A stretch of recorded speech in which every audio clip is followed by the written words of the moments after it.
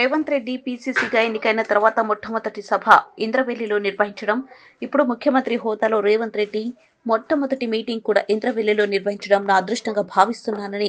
ఈ సభకు లక్షలాది మంది హాజరై విజయవంతం చేయాలని కోరుకుంటున్నానని, అదేవిధంగా సీఎం పలు అభివృద్ధి కార్యక్రమాల్లో సీఎం పాల్గొంటారని ఖానాపూర్ నియోజకవర్గం ఎమ్మెల్యే వేడమ బొజ్జు అన్నారు. నేను ముందుగా అత్యంత అదృష్టవంతుని, ఎందుకంటే గౌరవ పీసీసీ హోదాలో ఇంద్రవెల్లిలో మీటింగ్ పెట్టడం, అదేవిధంగా ఈ రోజు సీఎం హోదాలో మరి నా దగ్గరనే మరి ఇంకో మీటింగ్ ఏర్పాటు చేయడం, ముఖ్యంగా ముఖ్యమంత్రి గారికి హృదయపూర్వకంగా ధన్యవాదాలు తెలియజేస్తున్నాను. మరి నా ప్రాంతంలో గౌరవ ముఖ్యమంత్రి మరి కెస్లాపూర్ దర్శించి మరి ఇంతకుముందే మహేష్ అన్న చెప్పినట్టు ఇంద్రవెల్లి మీటింగ్ కి పెద్ద ఎత్తున 1,00,000 మందితో పాటు ఇంకా చాలా మందిని ఇప్పుడే మాట్లాడడం అనేది జరిగింది. మరి ఇంద్రవెల్లి వచ్చిన తర్వాత సెల్ఫ్ హెల్ప్ గ్రూప్లతోటి వాళ్ళతోటి కూడా సమావేశం